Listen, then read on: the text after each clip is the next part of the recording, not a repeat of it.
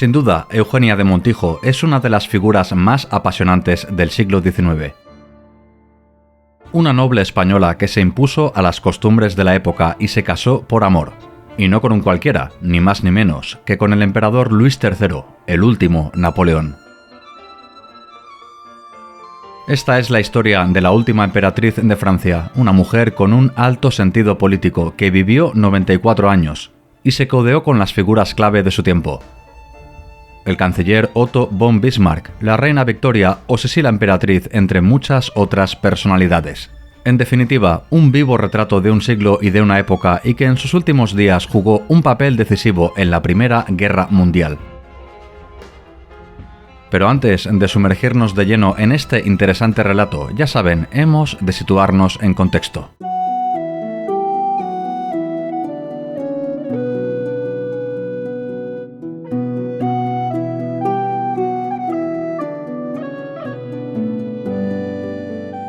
Viajamos a un 5 de mayo de 1826 y nos situamos en Granada, más en concreto, en el número 12 de la calle Gracia. Aquel día, María Manuela Kirkpatrick dio a luz a su segundogénita, una niña que nació en un tiempo de incertidumbre marcado por unos graves seísmos que sacudieron el sureste de España. Todo un presagio de lo que sería su futura vida. En honor a su tío por parte paterna, el 3 veces grande de España conde de Montijo, la recién nacida sería bautizada con su nombre. María Eugenia de Guzmán y Portocarrero, o simplemente Eugenia de Montijo. Su padre, Cipriano Portocarrero, conde de Teba, gozaba del honor de ser descendiente del legendario gobernador de Tarifa, Guzmán el Bueno.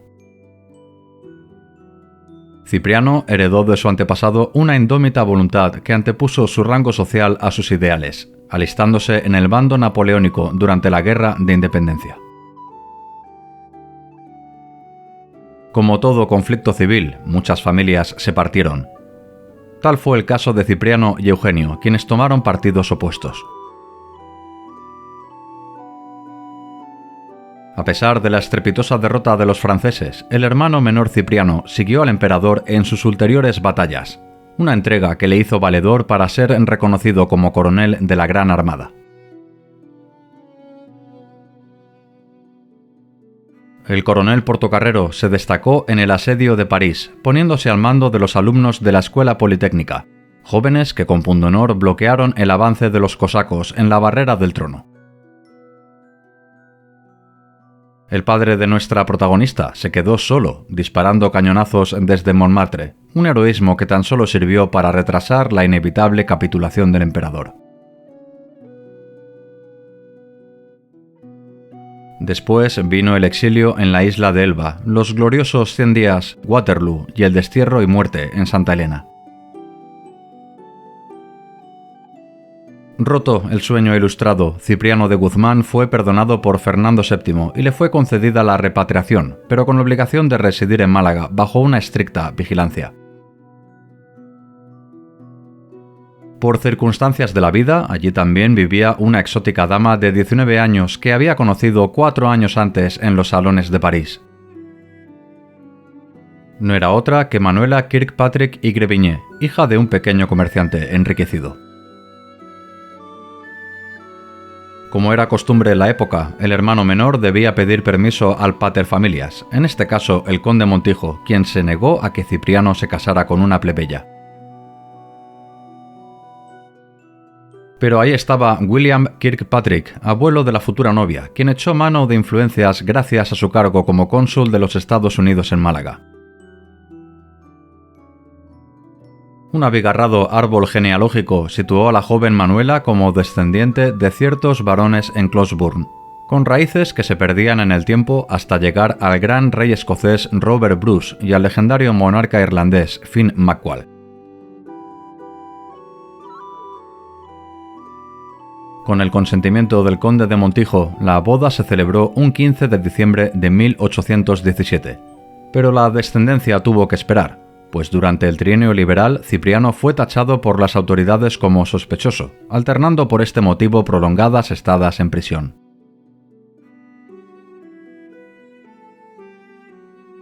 El primer fruto de la relación vino en 1825, cuando nació Francisca, Paca, y un año más tarde vino a este mundo nuestra protagonista, justo cuando su padre se encontraba de nuevo privado de su libertad. Una vez estabilizada su situación, Cipriano de Guzmán decidió mudarse con su familia, aprovechando una pequeña herencia de los Montijo. Eugenia vivió sus primeros años de vida en un austero apartamento situado en la madrileña calle del Sordo, embellecido eso sí con una buena colección de pinturas de Velázquez y Goya, como el célebre retrato donde aparece su abuela rodeada de sus 4 hijas. Cada noche, Eugenia, junto a su inseparable hermana Paca, escuchaban las 1001 hazañas de su padre luchando al lado del emperador Napoleón. Aquella niña de 7 años ni tan siquiera alcanzaría a soñar que 20 años más tarde se casaría con el último Napoleón, emulando a la emperatriz Josefina. A pesar de ostentar el condado de Teba, lo cierto es que las rentas no daban para grandes lujos, una situación que se vio atenuada cuando Manuela, madre de nuestra protagonista, heredó de su tío Cabarrús un palacete en Carabanchel. Instalada ya en la campiña de Madrid, Eugenia pudo dar rienda suelta a una de sus pasiones, la equitación. Padre e hija compartieron largas cabalgadas que se prolongaban hasta el anochecer, muchas veces incluso, según nos narra la propia Eugenia, durmiendo en campamentos gitanos, donde nuestra protagonista se aficionó a sus danzas y música, un interés que aún y la distancia de su patria conservaría hasta sus últimos días.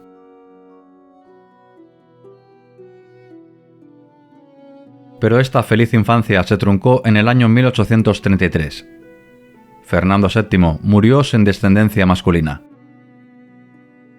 El trono español fue reclamado por la reina María Cristina, siendo aceptada como regente hasta la mayoría de edad de la princesa Isabel. Mas ahí estaba el infante don Carlos, hermano del fallecido Fernando VII, quien reclamó para sí el trono, dando inicio de esta manera a las longevas y cruentas guerras carlistas. España de nuevo dividida en 2 bandos, en este caso cristinos y carlistas. Los rebeldes se hicieron fuertes en el norte y a principios de verano de 1834 se rumoreaba que don Carlos avanzaba con paso firme hacia Madrid, ciudad que se vio abocada al caos por una letal epidemia de cólera. Pronto se extendió el rumor que los jesuitas eran los culpables de esta epidemia, asegurando las masas que habían envenenado las fuentes. Los conventos fueron asaltados y Madrid se tiñó de rojo. La capital de España no era un lugar seguro. Cipriano Portocarrero dispuso que su mujer e hijas marcharan al exilio francés. Un 18 de julio de 1834, nuestra protagonista abandonó Madrid rumbo a Barcelona bajo el amparo del célebre picaor Sevilla, hombre que al frente de su cuadrilla juró al coronel Portocarrero defender a capa y espada la integridad de sus mujeres. Tras semanas repletas de infinidad de vicisitudes por los peligrosos caminos de España, el picaor Sevilla y su ilustre comitiva se presentaron a las puertas de la ciudad condal. Los próceres barceloneses eran conocedores de la terrible epidemia de cólera que azotaba Madrid. Todos deberían guardar cuarentena, medida a la que el célebre picaor se negó. Si no entraban todos, no faenaría. Cólera o corrida. Los aficionados barceloneses esperaban con ansia la llegada del ilustre piconero. El consistorio decidió hacer la vista gorda, pero la madre de nuestra protagonista, con gran astucia, declinó entrar en la ciudad, ya que una vez acabara la corrida seguramente serían puestas en cuarentena en el lazareto.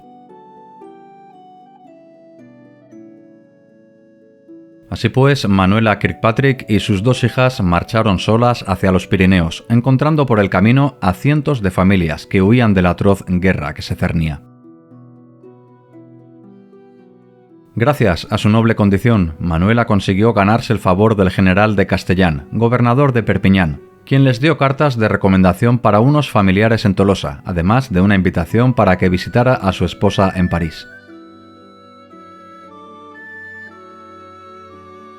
Tras 9 meses de venturas y desventuras por la Galia, finalmente llegaron a la capital, recibiendo allí la Mater Familias un despacho proveniente de Madrid con firma de su esposo Cipriano, notificando que el conde de Montijo había fallecido. Ahora, el conde de Teba, la oveja negra de la familia, se convertía en el líder del clan Montijo, heredando este condado, además del ducado de Peñaranda y lujosos inmuebles como el Palacio de Ariza.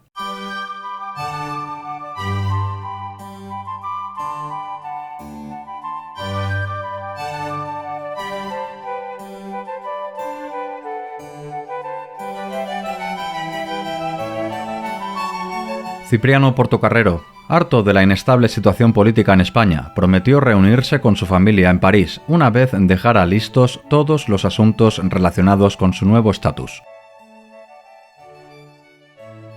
Mientras tanto, Manuela Kirkpatrick y sus 2 hijas se instalaron en un cómodo apartamento de 3 piezas en el recién construido barrio de los Campos Elíseos.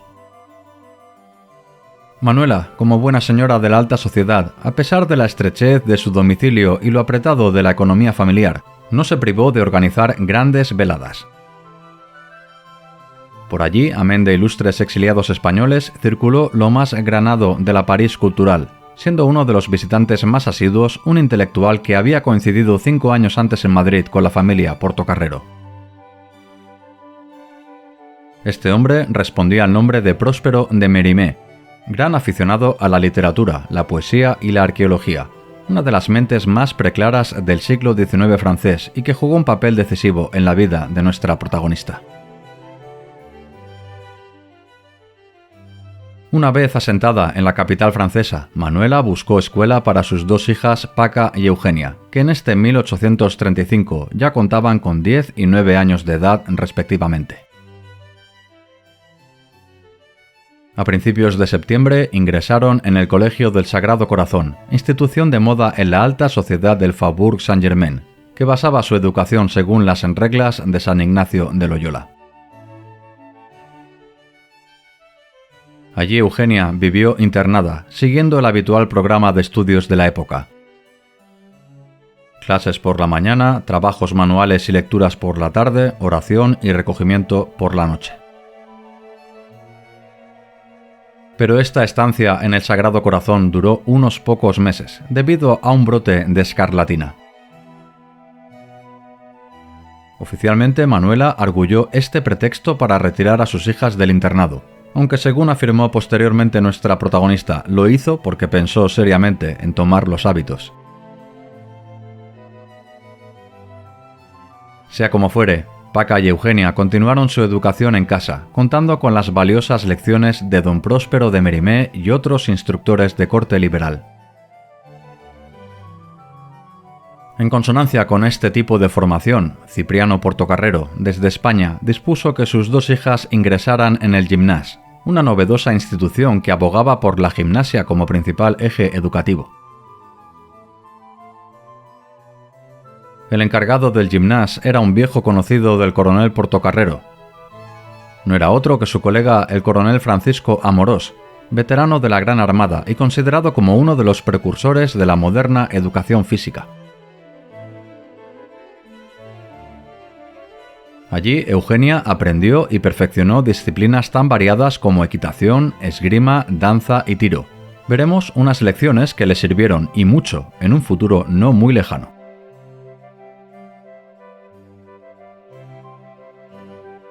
Fue durante su estancia en el Gimnàs cuando Cécile de Lesert, hija del prefecto de policía de París, informó a nuestra protagonista sobre los rumores del advenimiento de un nuevo Napoleón.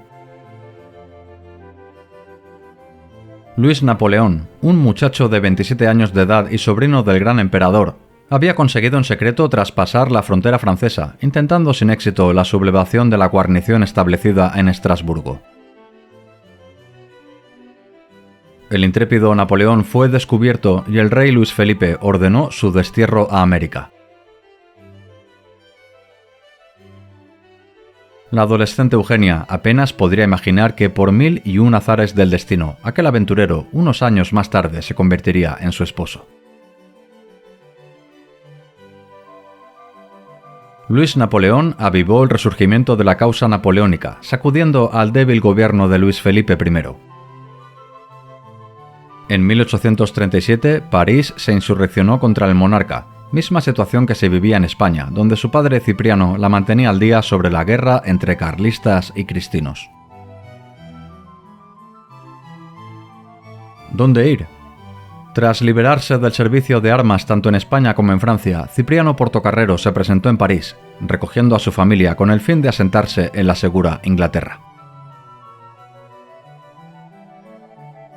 Los Montijo se instalaron en Bristol y pronto Eugenia fue internada en el estricto colegio de Clifton. Cuenta nuestra protagonista que este fue uno de los peores periodos de su vida.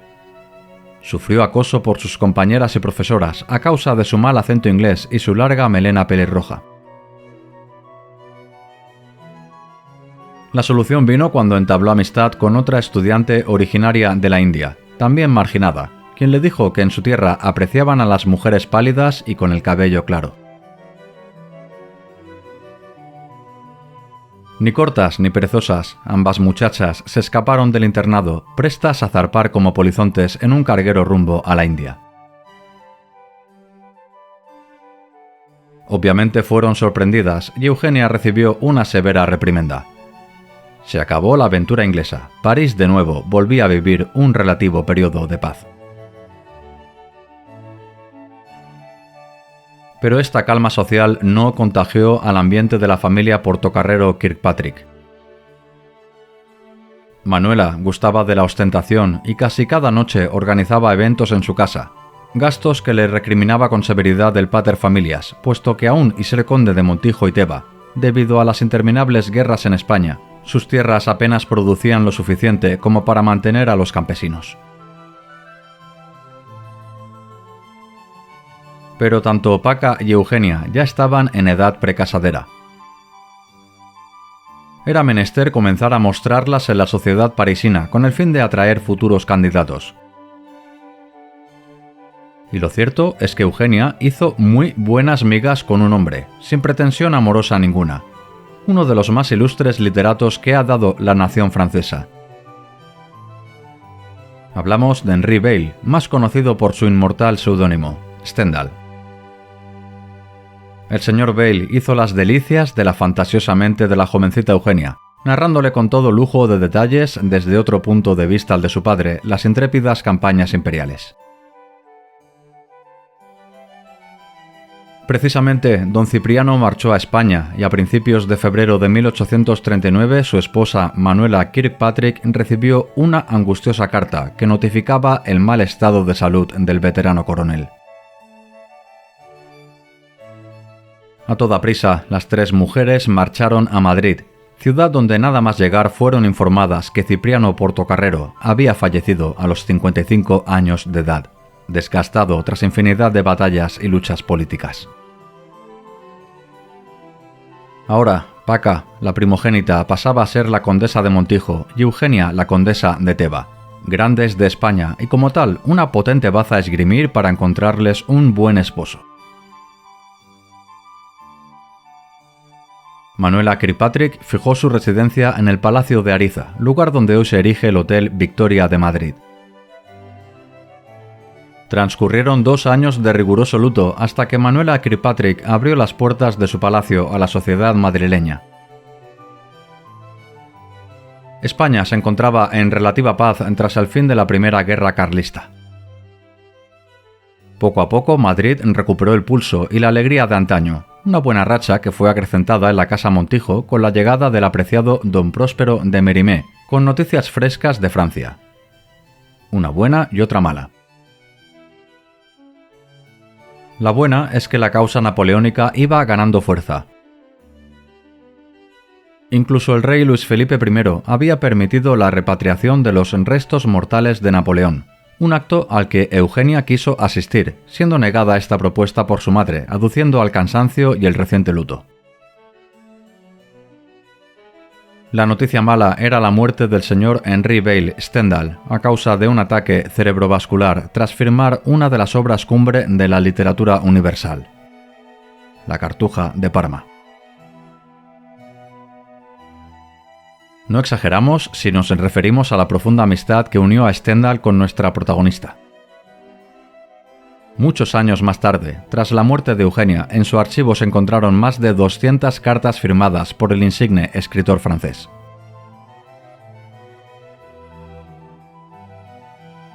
A pesar de esta mala noticia, Manuela Kirkpatrick no estaba para lamentos.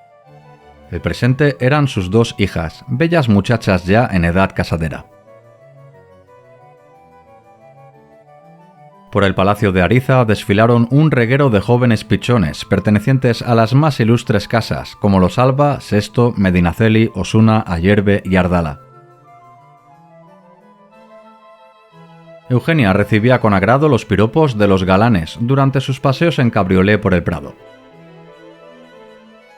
En efecto, era bella y hermosa, y pronto su corazón latió por un pretendiente con el cual ya había coincidido en París y compartía sus principales aficiones: el baile, el caballo y la tauromaquia.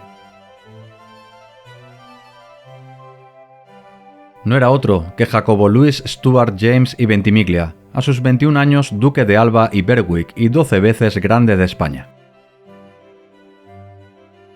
Ambos jóvenes se buscaron y encontraron en interminables veladas, compartiendo bailes y sonrisas sin que llegara ninguna declaración formal por parte del duque. Eugenia apostó todo en un baile de disfraces que el periódico El Heraldo catalogó como la guinda de la temporada. Nuestra protagonista se atavió con un vestido escocés, muy acorde a su atractiva melena pelirroja y sugiriendo una aproximación a James, descendiente de los Estuardo, quien acudió a este baile vestido con un traje heredado de su ilustre antepasado que luchó en Flandes bajo la enseña de Felipe II. Pero esta tímida declaración de intenciones no surtió efecto. Tras acabar la velada, desconsolada, su hermana Paca, que iba ataviada con un disfraz de oficial de húsar, le informó que ella también amaba al duque de Alba.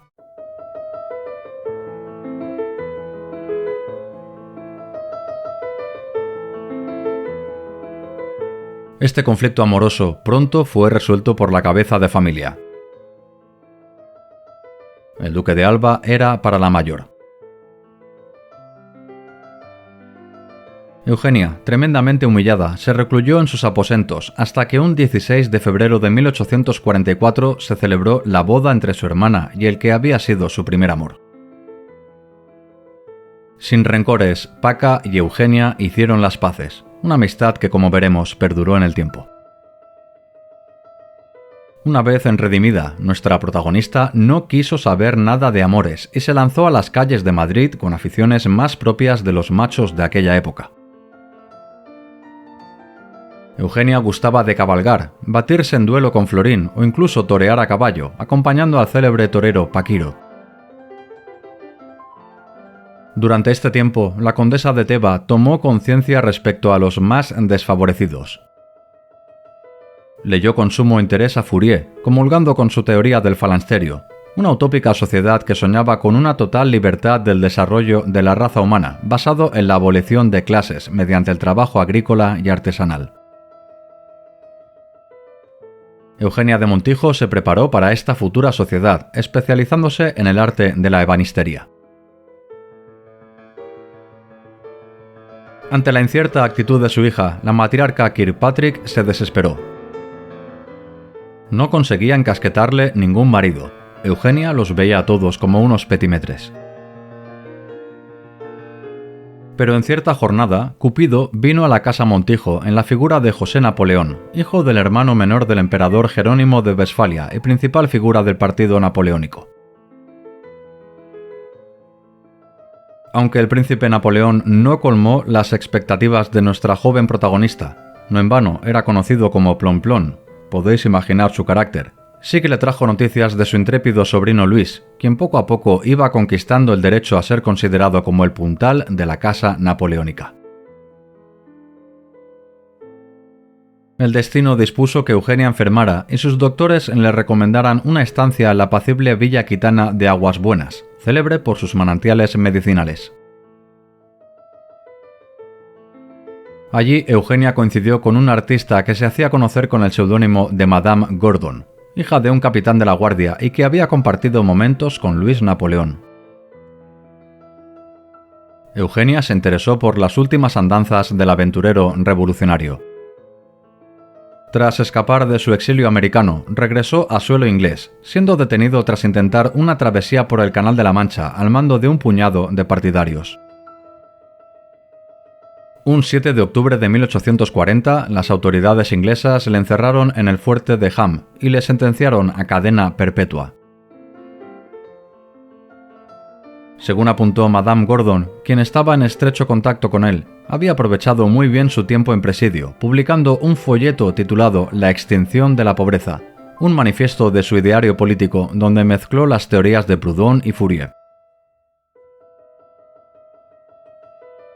Eugenia estuvo dispuesta a marchar con Madame Gordon para encontrarse en persona con aquel enigmático personaje, pero un estallido revolucionario le obligó a regresar a toda prisa a Madrid. Una vez en la capital del reino, nuestra protagonista continuó con su alegre vida, rechazando pretendientes a diestro y siniestro para mayor desesperación de su madre, quien veía como su hija, ya de 20 años, corría serio peligro de quedarse para vestir santos. Eugenia se interesó por el teatro, participando como aficionada en veladas, y allí es donde coincidió con un muchacho que le dio un vuelco al corazón.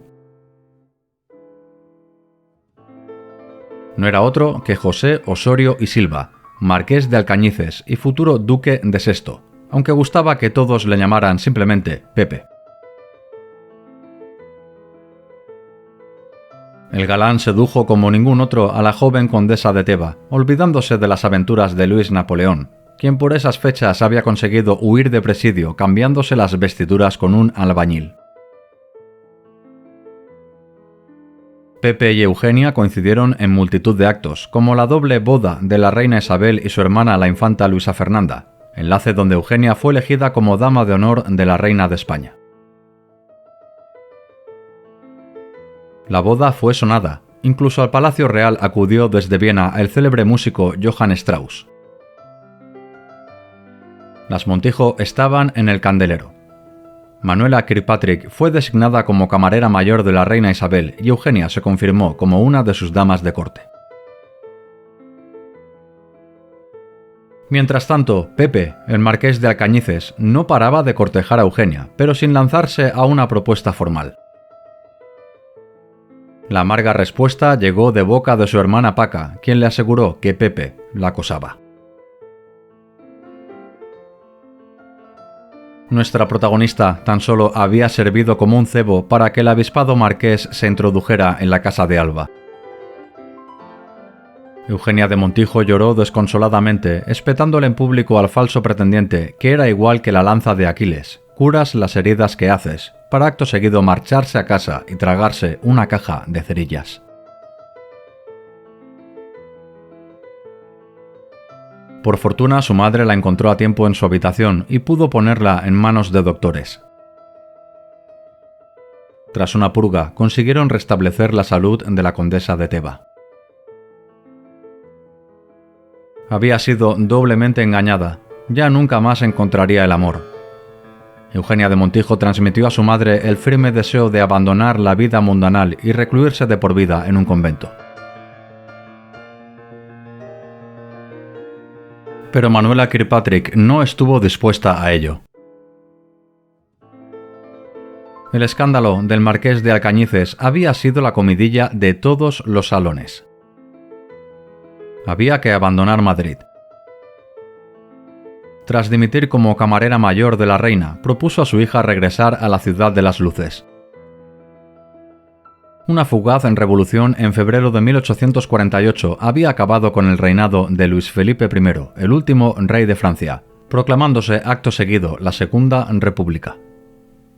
Quizá en París, una de sus ciudades de infancia, su hija encontrara la paz que tanto anhelaba y, Dios mediante, un buen esposo.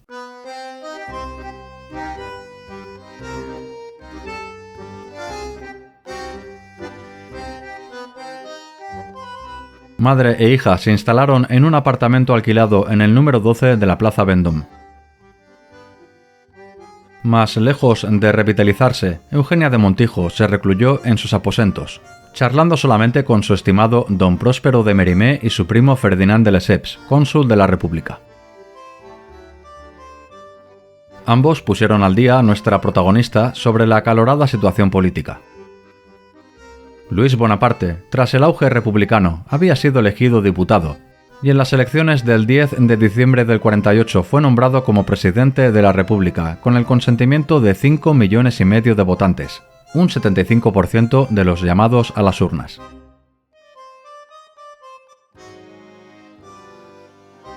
¿Se atrevería a emular a su tío y proclamar el imperio?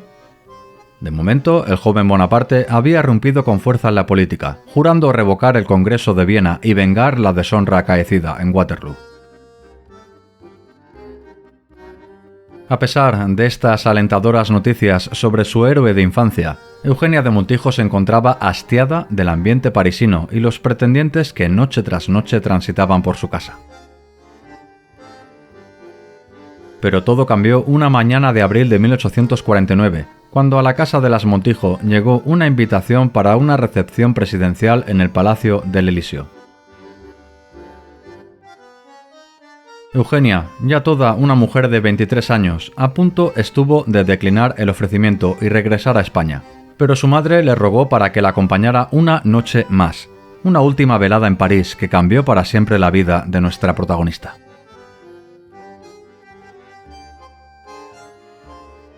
El presidente de la República, haciendo honor de su papel de anfitrión, saludó a todos los invitados. Manuela de Kirkpatrick presentó a su hija, una belleza que enseguida llamó la atención de Bonaparte. Eugenia, impresionada por conocer al hombre del que tanto había oído hablar, tras la cortés salutación quiso congraciarse con el anfitrión, asegurándole que conocía de sus andanzas gracias a una amiga en común, la ya finada Madame Gordon. Debemos imaginarnos la cara de Luis Napoleón, puesto que toda Francia rumoreaba que era una de sus muchas amantes. No sabiendo si se trataba de ingenuidad o grosería, el presidente de la República despachó fríamente a la condesa de Teba. Después de tan atropellada primera toma de contacto, Luis Napoleón no volvió a dirigirle la palabra durante toda la velada. Lo había echado todo a perder. Su madre Manuela recriminó a su hija su falta de tacto y desidia durante el evento. Eugenia se replanteó su pronta salida a España. Ya nada pintaba en París tras la distante acogida del Napoleón. Pero unas semanas más tarde, una nueva carta llegó al apartamento de la Plaza de Vendôme. El presidente volvió a invitar a madre e hija a una velada en el lujoso palacio de Saint-Cloud. Un coche las pasó a recoger, prestas a llevarlas al lugar del evento. Pero a medida que transitaban por las afueras de París, las Montijo se dieron cuenta de que algo no cuadraba. No se dirigían al lugar convenido. El chofer tenía órdenes de llevar a las invitadas a Combleval, a un parque privado donde en una modesta casa les esperaba Luis Napoleón, acompañado del senador Bacchiocchi, de misma edad que Manuela Kirkpatrick.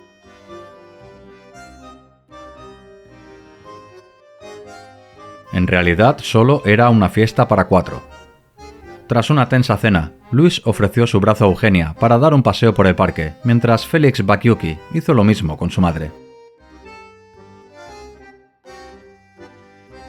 Desairada, nuestra protagonista rechazó el brazo del presidente, yéndose al abrigo del veterano senador.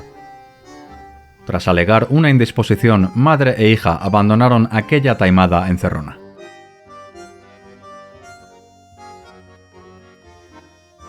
Era evidente que Luis Napoleón había sentido atracción por la bella Montijo, pero no de la forma que ella deseaba. No estaba dispuesta a convertirse en una de sus muchas barraganas.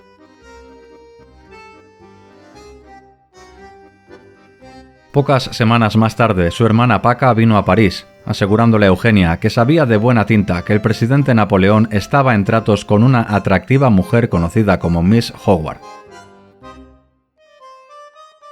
Es más, Próspero de Mérimée se vio obligado a confesar la retahíla de mujeres con las que Luis Napoleón tenía relaciones.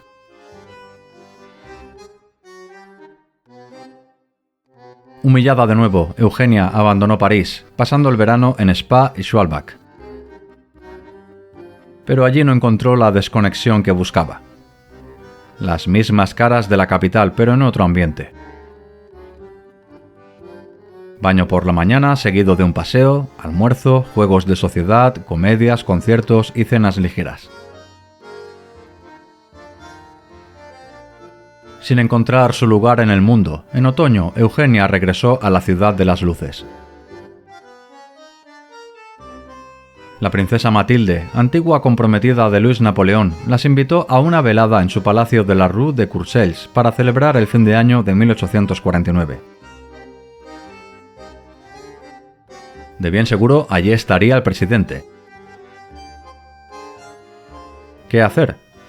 Su cuerpo no estaba para más fiestas de sociedad ni un eventual desagradable encuentro con su pretendiente. Pero por otra parte, la encerrona de Combleval ya circulaba por todos los salones de París. Si no acudía, los rumores se amplificarían. Finalmente, madre e hija asistieron. Nada más inaugurarse el nuevo año de 1850, Luis Napoleón tuvo la deferencia de saludar en primer lugar a nuestra protagonista, besándola en la cara, como era costumbre en Francia. Pero Eugenia de Montijo, heredera del aguerrido Guzmán el Bueno, no estuvo dispuesta a rendir tan fácil la fortaleza. Rechazó los besos del presidente, alegando que tal costumbre no era decorosa en su España natal. Tras una sentida reverencia, abandonó la velada.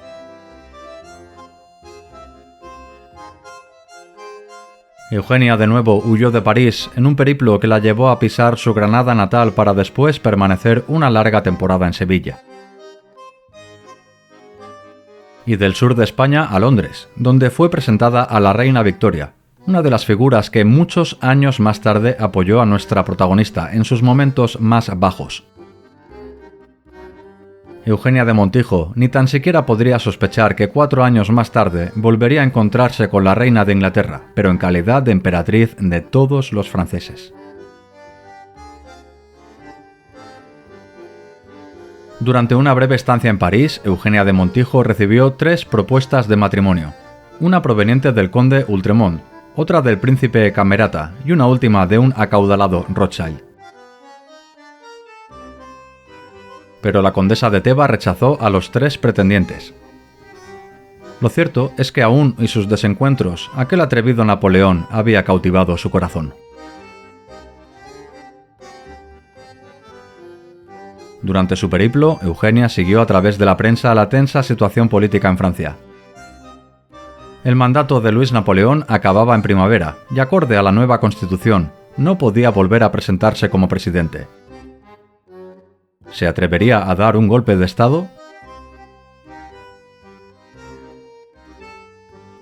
Antes de regresar a España a principios de noviembre de 1851, Eugenia quiso dejar un mensaje a su amado y odiado Bonaparte. A través del senador Félix Bacchiocchi, le hizo llegar una nota que rezaba lo siguiente: «Solo vos, Monseigneur, podéis llevar a cabo la misión sagrada y salvar a esta Francia que tanto amamos y a la que mi padre sirvió con tanto fervor». Dicho y hecho.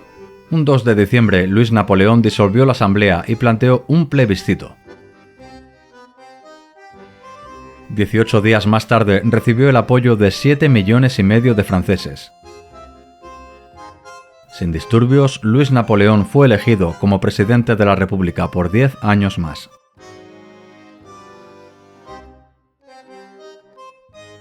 Por su parte, Eugenia, de 26 años, tras una estancia en España, a mediados de septiembre de 1852, regresó junto a su madre al apartamento de la Plaza Vendôme. Durante estos meses, Napoleón había estado de gira por toda Francia, ganándose el apoyo de todos los franceses en un programa de gobierno basado en la igualdad y la prosperidad de las clases más bajas. Un 16 de octubre hizo su triunfal entrada en París. Esa misma noche, Eugenia asistió a un baile, evento al que no acudió el presidente. ¿Se había olvidado de ella? Al contrario, a la mañana siguiente, al apartamento de la Plaza Vendôme llegó un ramo de flores con una nota firmada por Luis Napoleón, asegurando que no la olvidaba.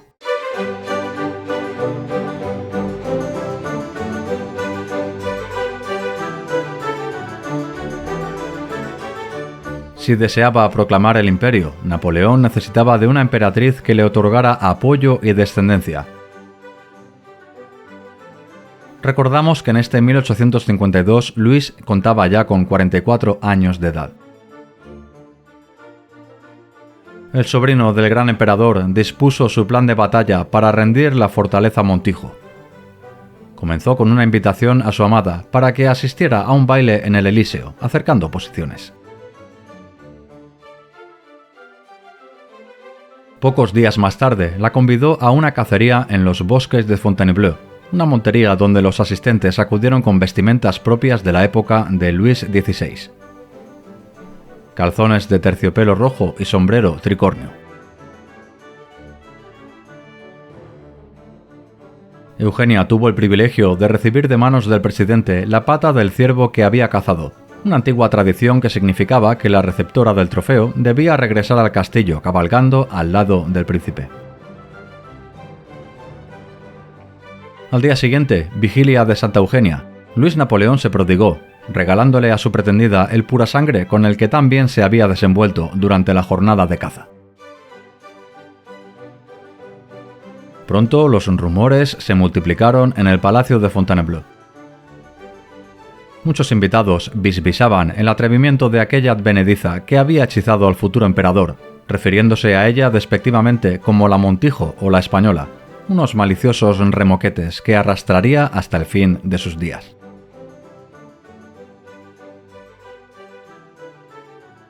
Una cosa sí tenían razón. Luis estaba hechizado, enamorado o como ustedes le quieran llamar. El presidente Napoleón continuó con el cortejo, haciendo de guía turístico a su amada y enseñándole todos los lugares históricos del castillo, como la sala donde Napoleón había firmado su abdicación, los apartamentos de María Antonieta, o el salón donde Luis XV se casó con María Leczinska. En un momento determinado, cuando paseaban por el brazo, por los jardines de palacio, Luis preguntó por la hora, sacando nuestra protagonista su reloj, que marcaba las 6:15, hora en que se le había acabado la cuerda. El presidente rió y sacó el suyo. Sorprendido, comprobó que se había detenido a la misma hora. Tras esta dulce estancia en Fontainebleau, Luis Napoleón y Eugenia regresaron a su rutina. Y es que el presidente aún tenía mucha faena por delante para consolidar la Francia del futuro. Un 21 de noviembre de 1852 se celebró el plebiscito por el imperio. Tras un rotundo sí, la victoria se conmemoró con un gran baile en Saint-Cloud, lugar donde evidentemente acudió nuestra protagonista. Pero la Montijo, así era llamada de manera despectiva, no fue bien recibida por gran parte de la alta sociedad francesa. Las malas lenguas murmuraban que había reemplazado a Miss Howard, antigua amante de Luis Napoleón, quien recientemente por sus servicios recibió el título de condesa de Beauregard. Pocos días más tarde, un 2 de diciembre de 1852, con gran solemnidad se proclamó el advenimiento del imperio. Un día no elegido al azar, pues 47 años atrás el emperador Napoleón recogió los laureles contra rusos y austríacos en el campo de Austerlitz.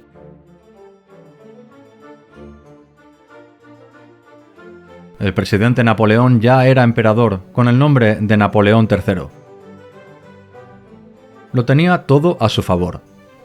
un pueblo que le adoraba, un ejército que le seguiría hasta los confines del mundo y un gobierno consolidado con una oposición menguante. Tan solo le faltaba una esposa que le proporcionara estabilidad y un heredero. Los allegados del emperador pronto pusieron sus cartas sobre la mesa. Caroline Vasa, hija del destronado rey de Suecia, era la candidata ideal, pero cortésmente rechazó la propuesta de matrimonio. Las esperanzas tornaron en la princesa Adelaida de Hohenlohe, sobrina de la reina Victoria, un enlace que reforzaría la buena sintonía que mantenían entonces Francia e Inglaterra.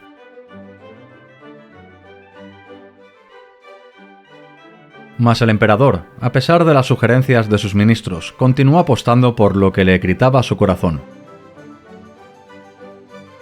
Eugenia y Manuela recibieron una invitación para un festejo de 4 días en el castillo de Compiègne.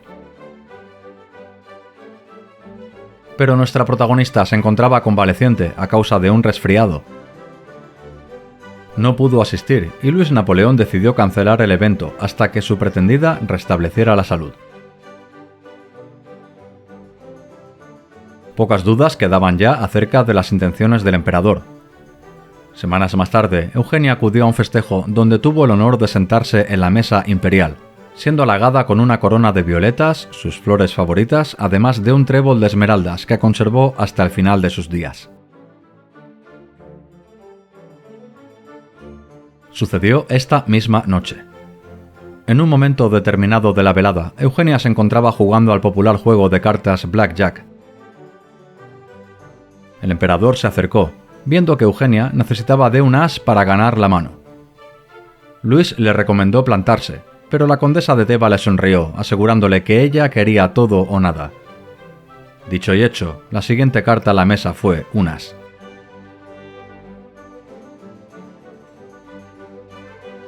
Luis Napoleón, persona en extremo supersticiosa, palideció.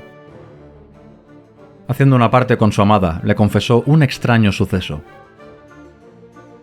Cuando su tío se casó con Josefina, al Palacio de las Tullerías llegó una enredadera originaria de América, la Lapageria rosae. Hacía años que aquella planta había marchitado por completo y desde hacía unos días, milagrosamente, había vuelto a florecer. Estos dos casos, amén de la parada simultánea del reloj en Fontainebleau, despejaron las pocas dudas del emperador. Esa misma noche, día 26 de diciembre, le declaró su amor incondicional a Eugenia de Montijo, creándose una situación de lo más cómica, pues ese era el Día de los Santos Inocentes en Francia. La condesa de Teba, aturdida por la declaración de amor, preguntó si se trataba de una broma, a lo que el emperador respondió que no. Él siempre iba en serio.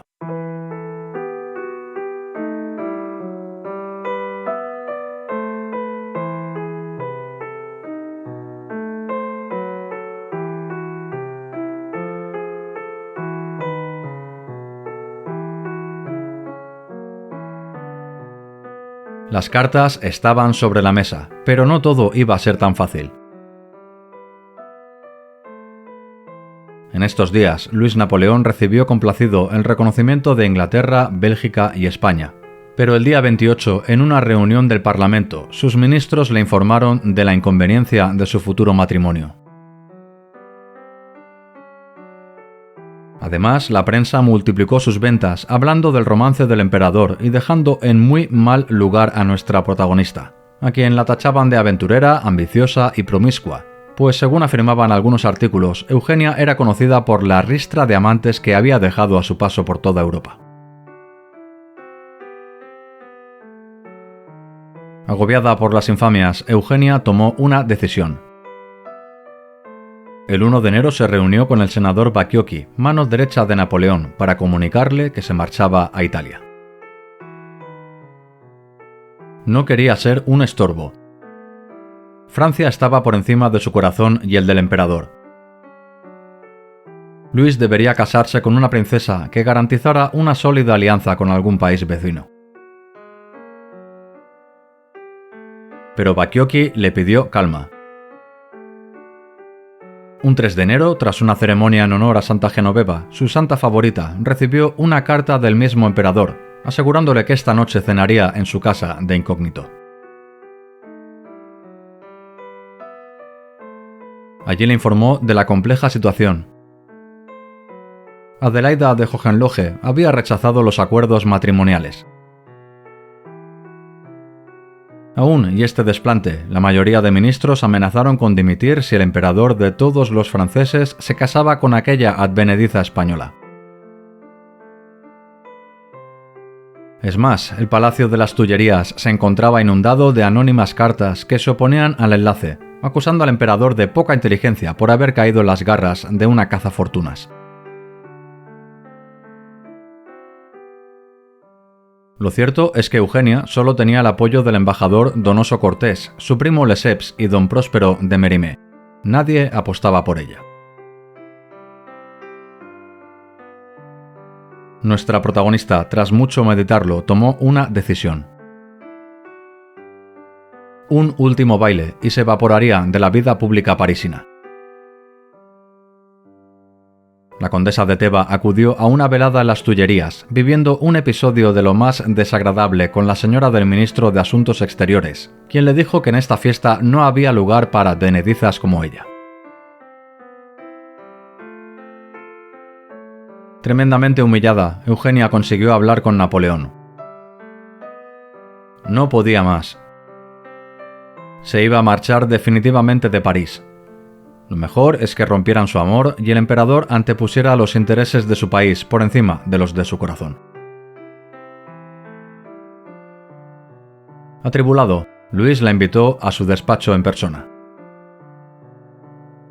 Allí le dijo que esa misma noche le pediría su mano a doña Manuela.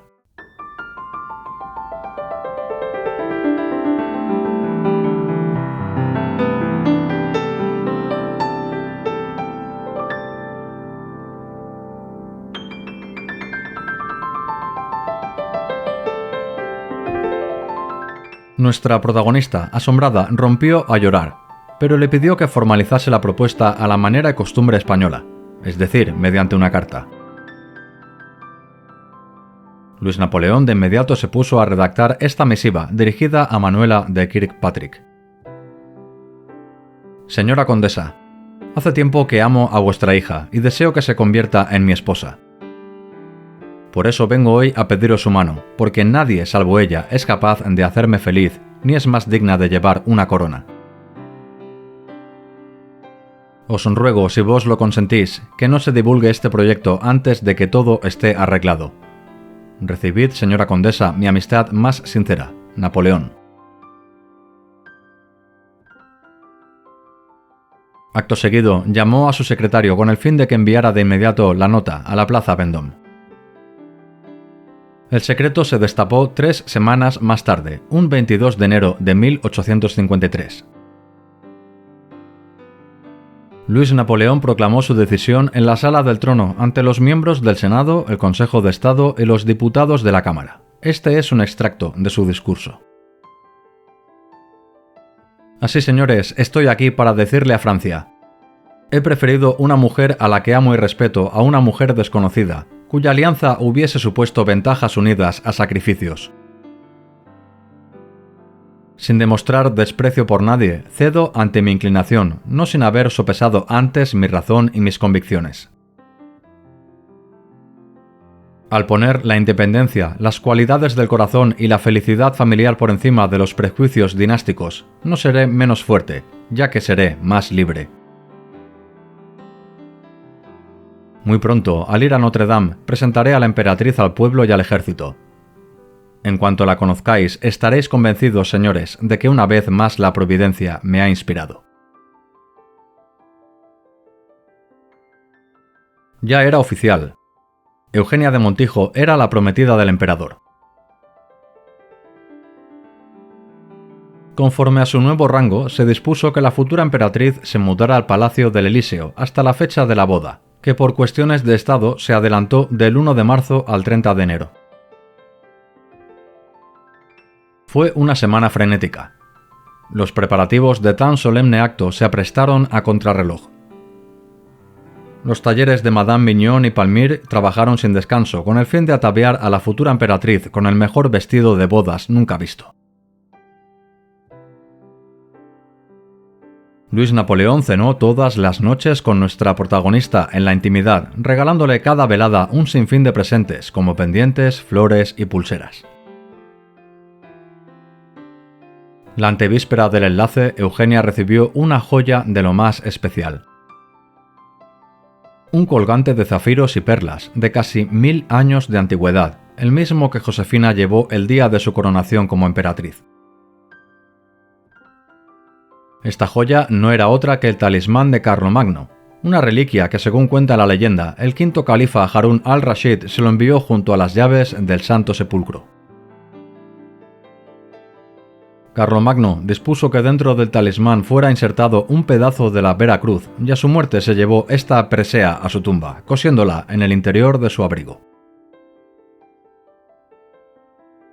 Pero una exhumación de sus restos en el siglo XII descubrió la joya, quedando desde entonces a cargo del cabildo de Aquisgrán, hasta que en 1804 fue regalado a la emperatriz Josefina.